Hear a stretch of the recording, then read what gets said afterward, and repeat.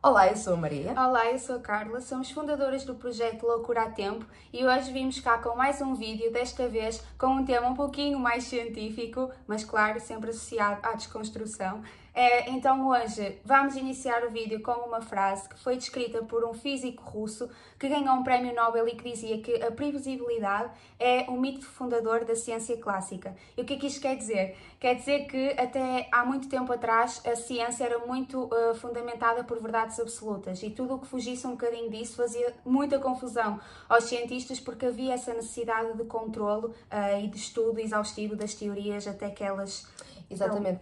Até porque nós acreditamos hoje em dia que a física quântica é algo que parece que sempre existiu ou que tem muito tempo de existência e não é verdade, não é? A ciência inicialmente era uma ciência muito mais determinista e que se focava em responder a questões de como, quando, o quê e explicar, ou muito mais processual também, e não procurava perguntas como o porquê daquilo acontecer. E com alguns cientistas, como Werner Heisenberg, ele conseguiu explicar ou perceber alguma imprevisibilidade, alguma abertura para possibilidades, digamos assim, com o princípio da incerteza, que se calhar a Carla até vai explicar melhor. Basicamente, ele definiu com este princípio que não é possível exercer ou prever com exatidão a velocidade e a posição de um objeto ao mesmo tempo. Ou seja, isto aqui abriu um mundo de possibilidades, porque os objetos apenas existem como essas possibilidades. Só quando um observador consciente consegue observar esse objeto é que ele se torna real, de certa forma. E claro que há aqui um monte de conceitos e coisas mais explicativas por trás, vamos apenas simplificar para depois chegar ao ponto que queremos trazer. Até porque esta noção de que o conceito que guiou é que então tudo o que nós sabemos, poderíamos não estar a saber da forma mais concreta e determinada que a ciência estava habituada. E aqui, isto cria-se depois a verdadeira assunção para a ciência do mundo das possibilidades, que na altura não era, estas ramificações de resultados, isto não era interpretado, isto não era considerado, não é? Por exemplo, a questão de então nós deixarmos de prever os resultados, né? Porque a ciência faz muito isto, temos uma análise, temos um estudo e nós conseguimos prever mais ou menos o resultado de certo estudo ou análise. E isto deixou de poder acontecer de uma forma determinada, ou seja, parece que a ciência perde algum espaço de manobra, algum poder, não é? De uma forma mais efetiva. Exato. Um exemplo muito prático disso foi uma experiência determinada por Schrödinger, nós não sabemos bem dizer o nome, mas pronto, em que nesta experiência havia um gato, hipotético, né, que era colocado numa caixa com umas coisas também lá que não vale a pena descrever aqui. Sim, mas a partir de um certo ponto não se poderia ter a certeza se o gato estaria vivo ou estaria morto.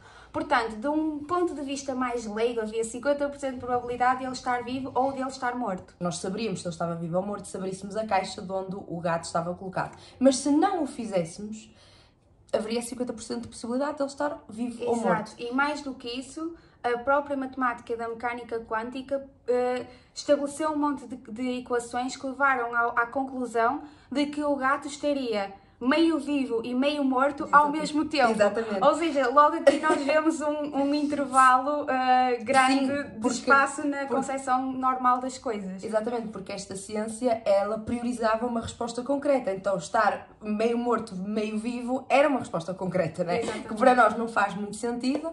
Que mostra logo à partida como as coisas não são assim e pronto. Não são assim e pronto. E, portanto, cientistas, como neste caso Heisenberg, ele abriu uma possibilidade de assumir então que as coisas não são de uma forma tão material. E se nós relacionarmos um bocadinho a espiritualidade a estes conceitos, nós conseguimos perceber que nós não temos de alguma forma o nosso futuro delineado, ou não temos o nosso futuro demarcado desta forma determinista, porque nem a ciência o é neste momento, não é? E portanto, de alguma forma temos sempre este espaço de manobra, esta abertura de possibilidades que vão estar dependente das nossas ações, dos nossos pensamentos, das nossas emoções, também daquilo que nós nos comportamos. Se calhar, por exemplo, em relação à psicologia, nós podemos pensar que, de certa forma, este princípio da incerteza está imbuído nela, não é? Porque nós não atingimos um estado de autoconhecimento real, nós não atingimos um pináculo de saber. Quando nós achamos, ou quando nós estamos muito perto de achar que nos autoconhecemos verdadeiramente a 100%, já há toda uma dimensão nova por descobrir. Portanto, esta velocidade, este estado permanente de movimentação está sempre a acontecer, nomeadamente dentro de nós. E é super interessante como agora isso até nos parece algo que faz algum sentido, mas que antes isto foi um boom na ciência, porque os próprios cientistas ficavam à nora e não sabiam bem como reagir perante este tipo de observações. Se eu observo um objeto e defino um parâmetro desse objeto, automaticamente o parâmetro já está diferente, porque quando eu o vi, no momento em que eu o vejo, ele altera-se. Então, se eu defino uma coisa, é a partir da minha observação consciente enquanto observadora que essa coisa vai ser definida. Isto parece um bocadinho controverso e complexo, mas é a realidade. Nós temos que ter noção que um objeto é uma possibilidade. Nós vivemos num mundo de infinitas possibilidades. Então, tem que haver esta observação consciente das coisas para que elas se tornem reais. O que é que isso faz da tendência à verdade absoluta? Como é que lidamos com isto? Além deste princípio, que foi muito fundador da física quântica, outros princípios igualmente importantes foram surgindo e aqui entrando em disrupção com o que a ciência clássica queria, que era algo mais restrito e mais efetivo. Entre eles, o princípio da escolha induzida, desenvolvido por Stephen Hawking e outros cientistas, que basicamente dizia que o objeto é diretamente influenciado pelo observador. Exatamente. Na verdade, esse princípio da escolha induzida, ele tem uma relação muito próxima com aquilo que nós chamamos de lei da atração, não é? Ou seja, é mais ou menos a mesma coisa, mas por um nome diferente. Existem alguns estudos na ciência que comprovam precisamente a força dos pensamentos positivos, o poder da intenção. Este princípio que veio após o princípio da incerteza e, portanto, há aqui todo um caminho ainda por explorar e nós vamos trazer mais um bocadinho no próximo vídeo. Sim, o nosso objetivo é estudar nesse sentido, obviamente cada vez mais fazendo aqui a ponte da ciência e espiritualidade, mas realmente precisamos de uma base teórica mais efetiva para depois conseguirmos extrapolar aquilo que nós vamos trazendo aqui. É importante que nos nossos vídeos deixes as tuas dúvidas, até porque vai-nos ajudar a, se calhar, a explorar mais os conceitos, porque nós podemos estar a trazer a informação de uma forma ainda menos explicativa que o que achamos. Portanto, transmite-nos as tuas dúvidas, porque vai ajudar bastante.